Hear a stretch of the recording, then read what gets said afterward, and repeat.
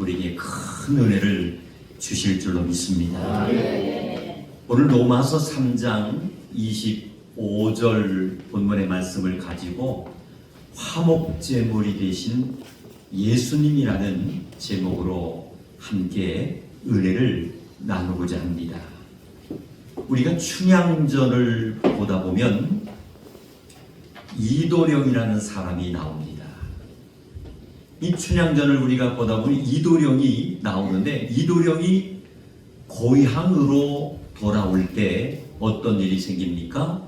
많은 마을 사람들과 주변 사람들로부터 멸시와 천대를 받는 모습을 보게 됩니다. 고향으로 돌아왔을 때 많은 사람들로부터 멸시와 천대를 받을 때에, 그럼에도 불구하고 이도령은 그가 웃었던 그러한 이유가 있었습니다. 대부분의 모든 사람들은 멸시와 천대를 받게 되면 여러 가지 복잡한 생각들이 많이 있을 거예요. 그런데 이도령은 그런 상황 속에서도 웃을 수가 있었던 것은 다른 것이 아니더라고요. 가슴 속에 뭐가 있어요? 암행어사 마패가 있었다라는 겁니다. 그렇다면 오늘 예배에 참석하신 우리 성도님들은 그리스도 안에서 누구일까요? 오늘 본문에서 사도 바울은 본문에서 이렇게 고백하고 있는 것을 우리는 발견할 수가 있습니다. 그것이 바로 뭐냐면은 예수 그리스도가, 한번 따라합시다. 우리의 화목제물이 되십니다. 아멘. 사도 바울은 오늘 본문 말씀에서 고백하기를 예수 그리스도가 우리의 화목제물이 되셨다, 이렇게 고백하고 있어요. 오늘 보면 로마서 3장 25절 말씀이죠. 이 예수를 하나님이 그의 피로써 믿음으로 말미암는 화목제물로 세우셨으니, 할렐루야. 아멘. 여기서 이 화목제물이라는 이 단어를 히브리어로 발음을 하면은 힐라스테라온이라고 이렇게 발음을 합니다. 이 힐라스테라온이라는 이렇게 발음을 하는데, 이것은 무엇을 의미하느냐면은 다른 것이 아니더라고요. 언약궤 뚜껑을 의미합니다. 한번 따라합시다. 언약궤 뚜껑입니다. 언약궤 뚜껑을 의미한다라는 거예요. 그렇다면 이미 아시겠습니다만은 언약궤 안에는 세 가지가 들어 있었습니다. 첫째는 두 돌판이 언약궤 속에 들어 있었고, 또 한 가지는 감추인 만나가 들어 있었고요. 또 하나는 아론의 쌍난 지팡이가 들어 있었습니다. 이 세 가지 물건은 공통적으로 이스라엘 백성들이 하나님을 원망하고 반역하는 죄와 분명히 연관되어 있다라는 것을 우리는 성경을 통해서 확인할 수가 있습니다. 사랑하는 성도 여러분, 하나님께서 돌판을 통해 십계명을 주실 때에 이스라엘 백성들은 어떠한 행동을 했습니까? 성경에 보니까 금송아지를 만들어 놓고 거기에 절을 하며 복을 달라고 우상을 숭배하는 그런 행위가 곳곳에서 일어났다라는 것을 우리는 말씀을 통해서 확인할 수가 있습니다. 출애굽기 32장 1절로 6절 본문의 말씀을 보면은 이런 말씀이 있어요. 백성이 모세가 산에서 내려오미 더딤을 보고 모여 백성이 아론에게 이르러 말하되, 일어나라, 우리를 위하여 우리를 인도한 신을 만들라. 이 모세 곧 우리를 애굽 땅에서 인도하여 낸 사람은 어찌 되었는지 알지 못함이니라. 아론이 그들에게 이르되 너희의 아내와 자녀의 귀에서 금고리를 떼어 내게로 가져오라. 모든 백성이 그 귀에서 금고리를 떼어 아론에게로 가져가매 아론이 그들의 손에서 금고리를 받아 부어서 조각 칼로 새겨 송아지 형상을 만드니 그들이 말하되 이스라엘아 이는 너희를 애굽 땅에서 인도하여 낸 너희의 신이로다. 아론이 보고 그 앞에 제단을 쌓고 이에 아론이 공포하여 이르되 내일은 여호와의 절이니라 하니 이튿날에 그들이 일찍 일어나 번제를 드리며 화목제를 드리고 백성이 앉아서 먹고 마시며 일어나서 뛰놀더라 라는 말씀이 기록되어 있습니다. 사랑하는 성도 여러분, 이 출애굽기 32장 1절로 6절까지 본문 말씀을 제가 봉독해 드렸는데 하나님께서는 돌판을 통해서 십계명을 주실 때에 이스라엘 백성들이 행동했던 그러한 이제 모습이 출애굽기 32장에 그대로 기록되어 있는 것을 우리는 묵상할 수가 있습니다. 금송아지를 만들고 거기에 이제 복을 빌며 그것이 마치 자신들을 인도하고 안전하게 보호해 줄 것을 의지했던 소위 하나님이 가장 싫어하는 행동을 하고 있었음을 우리는 확인할 수가 있습니다. 사랑하는 성도 여러분, 신광야에서 이스라엘 백성들에게 하나님께서 만나를 내려주실 때에 이스라엘 백성들은 어떤 행동을 했습니까? 다름 아닌 애굽이 더 좋았다라고 원망하며 불평했던 것을 우리는 말씀을 통해서 깨달을 수가 있습니다. 그 말씀이 출애굽기 16장 1절로 3절 말씀에 기록되어 있는데 이렇게 말씀하고 있어요. 이스라엘 자손의 온 회중이 엘림에서 떠나 엘림과 시내산 사이에 있는 신광야에 이르니 애굽에서 나온 후 둘째 달 15일이라 이스라엘 자손 온 회중이 그 광야에서 모세와 아론을 원망하여 이스라엘 자손이 그들에게 이르되 우리가 애굽 땅에서 고기 가마 곁에 앉아있던 때와 떡을 배불리 먹던 때에 여호와의 손에 죽었더라면 좋았을 것을 너희가 이 광야로 우리를 인도해내어 이니 이 온 회중이 주려 죽게 한도다라는 그러한 말씀이 기록되어 있습니다.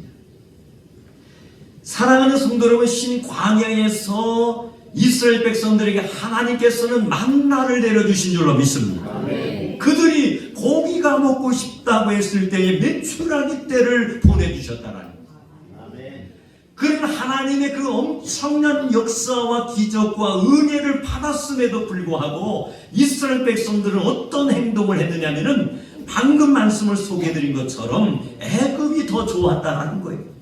그러면서 오히려 하나님을 원망하고 지도자였던 모세를 불평하는 그런 안타까운 모습을 우리는 출애굽기 16장을 통해서 확인할 수가 있습니다.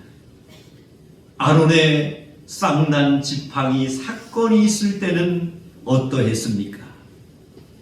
아론의 쌍난 지팡이 사건이 있을 때에 이스라엘 백성들이 모세와 아론의 영적 권위에 도전하면서 하나님의 인도하심을 거절하는 모습이 민수기 1장 1절 3절 말씀에 자세하게 기록되어 있는 것을 우리는 묵상할 수가 있습니다.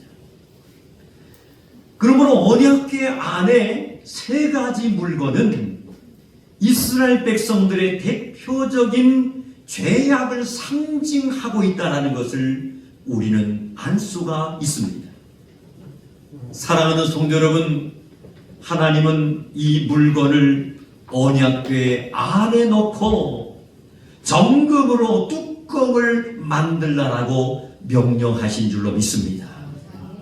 그리고 뚜껑 위에 대제사장이 속죄의 피를 뿌리라는 분명한 말씀을 하셨다라는 것을 우리는 성경을 통해서 확인할 수가 있는 줄로 믿습니다. 레위기 16장 14절로 15절 말씀에 보면은 이런 말씀이 있어요. 그는 또 수송아지의 피를 가져다가 손가락으로 이제 속죄소 동쪽에 뿌리고 또 손가락으로 그 피를 속죄소 앞에 7번 뿌릴 것이며 또 백성을 위한 속죄제 염소를 잡아 그 피를 가지고 휘장 안에 들어가서 그 수송아지 피로 행함같이 그 피로 행하여 속죄소 위와 속죄소 앞에 뿌릴지니라는 말씀이 레위기 16장에 기록되어 있는 줄로 믿습니다. 사랑하는 성도 여러분, 죄로 인해 죽어 마땅한 이스라엘 백성들에게 하나님의 속죄의 피가 뿌려짐으로 할렐루야, 그 속죄의 피로 말미암아 이스라엘 백성들을 하나님께서는 용서해 주신 줄로 믿습니다. 그뿐만 아니라 그곳에 하나님의 영광이 머물 수 있는 자리인 시온자로 우리 하나님께서 삼으신 것을 믿으시기를 주님의 이름으로 축원합니다. 이것이 바로 언약궤 뚜껑이 가지는 하나님의 말씀의 의미다라는 것을 우리는 확인할 수가 있습니다. 사랑하는 성도 여러분, 사도 바울은 이 말씀의 의미를 그대로 가지고 와서 이렇게 말씀을 합니다. 예수 그리스도가 우리의 언약궤 뚜껑이 되셨다라고 말씀하고 있는 줄로 믿습니다. 한번 따라합시다. 예수 그리스도가 우리의 언약궤 뚜껑이 되셨습니다. 할렐루야! 예수님께서 우리 언약궤 뚜껑이 되셨다라는 거예요. 다시 쉽게 말씀드리면 예수님의 피값으로 우리는 모든 죄를 사함받았고 예수님의 보혈의 피의 능력으로 우리는 구원에 이를 수 있는 영생의 축복을 받은 것을 믿으시기를 주님의 이름으로 축원합니다. 반복되는 말씀입니다마는 예수 그리스도가 우리의 언약궤 뚜껑이 되었다라는 거예요. 예수님이 우리의 언약궤 뚜껑이 되셔서 죄로 말미암아 죽어 마땅한 우리를 속죄의 피로 덮어주신 것을 믿으시기를 주님의 이름으로 축원합니다. 그러므로 오늘 예배에 참석하신 우리 성도님들은 하나님 앞에 의로운 존재가 된 줄로 믿습니다. 그리고 하나님의 우리 영광을 드러내며 살 수 있는 거룩한 성전인 시온자로 세워지게 된 것을 믿으시기를 주님의 이름으로 축원합니다. 고린도전서 3장 16절로 17절 말씀에 보면은 이런 말씀이 있어요. 너희가 하나님의 성전인 것과 하나님의 성령이 너희 안에 계시는 것을 알지 못하느냐? 누구든지 하나님의 성전을 더럽히면 하나님이 그 사람을 멸하시리라.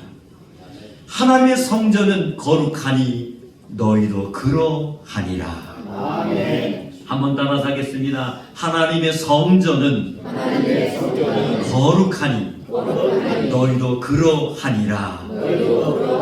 아멘. 오늘 예배에 참석하신 우리 성도들의 마음은 하나님의 거룩한 성전인 줄로 믿습니다. 마음의 성전이 더럽혀지면은 하나님의 영이 이제 임할 수가 없는 거예요. 마음의 성전이 더럽혀지면 하나님의 영이 임재할 수가 없는 거예요. 그러므로 우리는 항상 우리의 마음의 성전을 청결케 하기 위해서 하나님의 말씀으로 우리는 정화시켜야 될 줄로 믿습니다. 우리의 마음의 성전을 정결하게 깨끗하게 만들기 위해서 하나님 앞에 늘 깨어 기도해야 될 줄로 믿습니다. 하나님과 나 사이에 막혀있는 문제가 있다면 그것을 가슴속에 묻어두고 있는 것이 아니라 정말 하나님 앞에 기도하고 회개하고 통회하고 자복함을 통하여 하나님의 관계성, 하나님과 나 사이의 관계성을 온전히 회복할 때에 할렐루야, 우리의 마음의 성전이 하나님의 영이 거할 수 있는 온전한 성전이 되는 것을 믿으시기를 주님의 이름으로 축원합니다. 사랑하는 성도 여러분, 사도 바울은 우리가 거룩한 존재가 되었음을 믿으라고 분명히 강조하고 있는 줄로 믿습니다.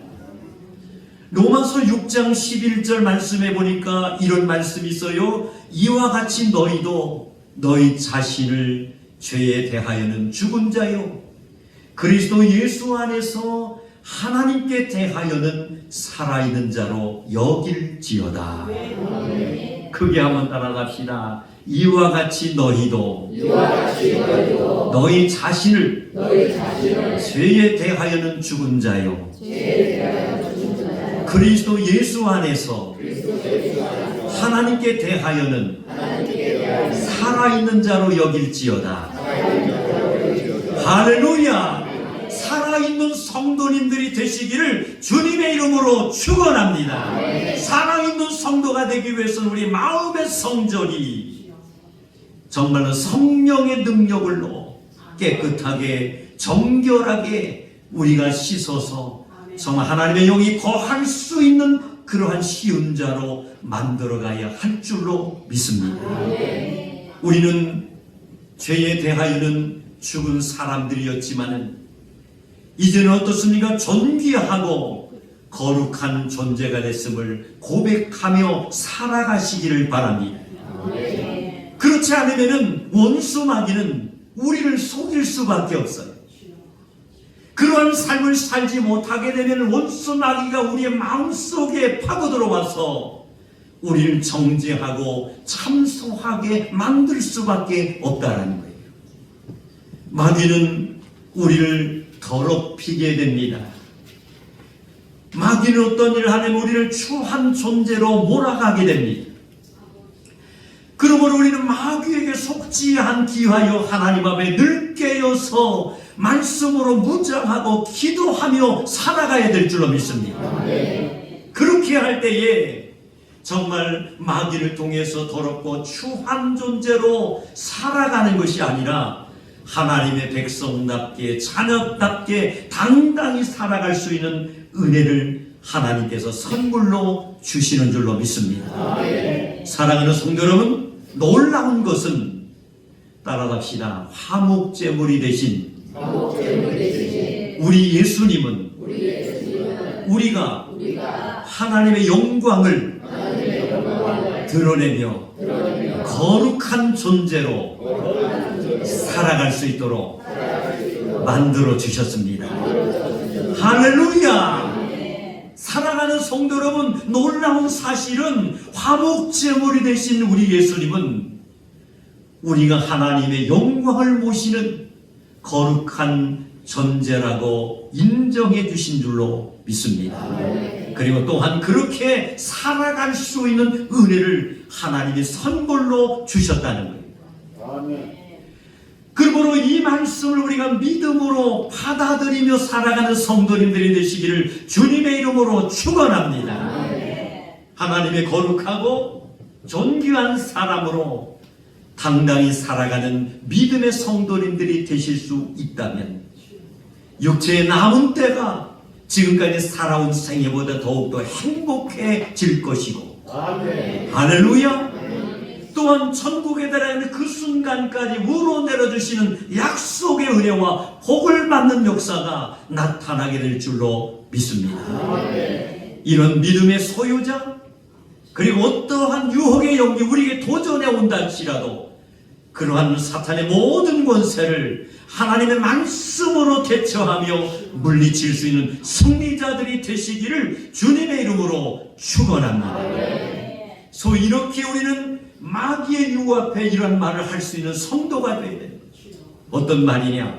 한번 크게 따라서 합시다. 나는 거룩하고 존귀한 존재다. 다시 한번 따라서 합시다. 죄악된 삶은 나와 전혀 어울리지 않는다.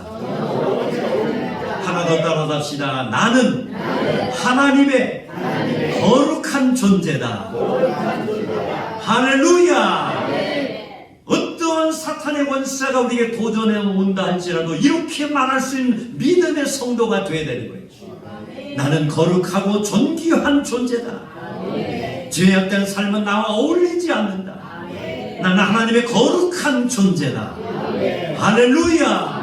우리가 그렇게 선포하며 스스로를 구별하고 보호하며 살아가는 성도님들이 되실 수 있다면 이러한 성도님들에게 한량없는 은총을 우리 하나님께서 선물로 주실 줄로 믿습니다. 이제 결론을 말씀드립니다.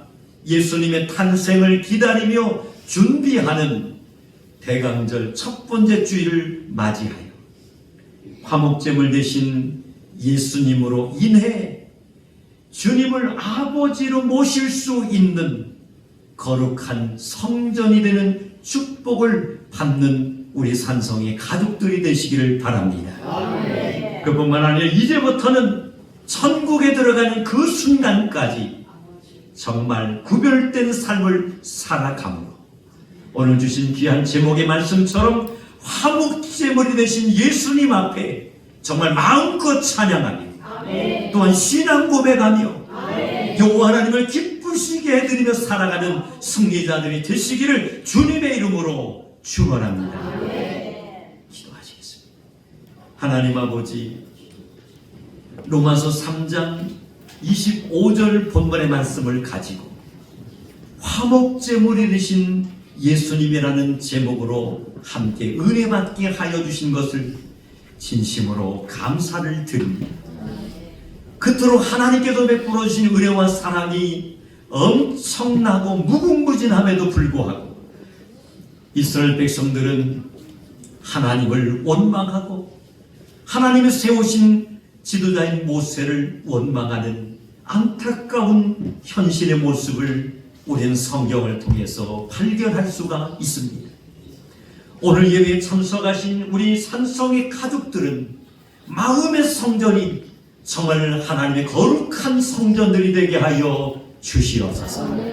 어떠한 환난과 위기의 문제가 나에게 닥쳐온다 할지라도 하나님을 원망하는 것이 아니라 그 속에서 하나님의 그 엄청난 비밀을 발견할 수 있는 자들이 되게 하여 주시옵시고 또한 아버지 대강절 절기 기간을 저들이 보내면서 예수님의 탄생을 기다리고 준비하는 기간 동안에 우리 마음의 성령이 더욱더 정결해지게 하여 주시옵소서.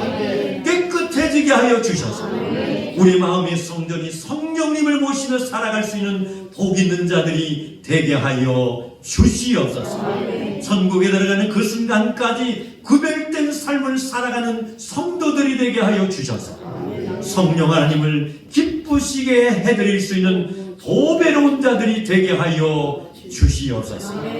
예수님의 이름으로 기도드리옵나이다.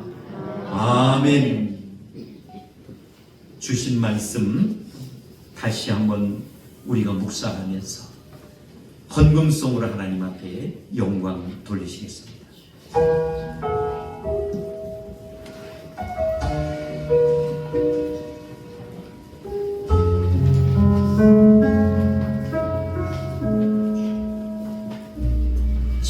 주님이 주신 땅으로 한 걸음씩 나아갈 때 수많은 적들과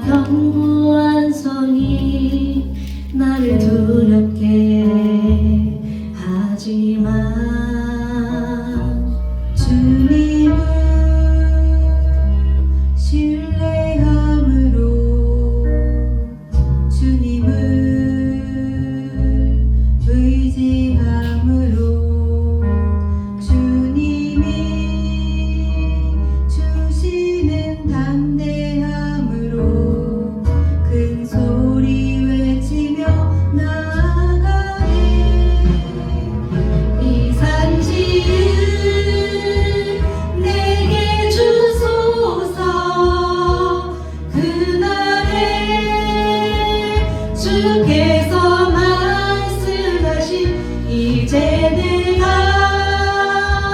주님의 이름으로 그 땅을 취하리니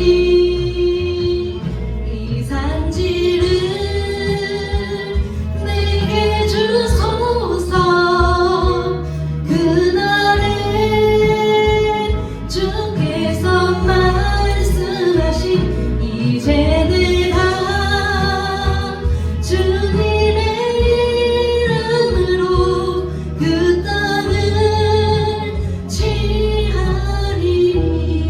취하리니 그날에 여호와께서 말씀하신 이 산지를 지금 내게 주소서. 아멘. 주님을 신뢰함으로 주님을 의지함으로 주님이 주시는 담대함으로 큰 소리 외치며 나아가네. 이 산지를 내게 주소서 그날에 주께서 말씀하신 이제 내가 주님의 이름으로 그 땅을 취하리니 이 산지를 내게 주소서 그날에 주께서 말씀하신 이제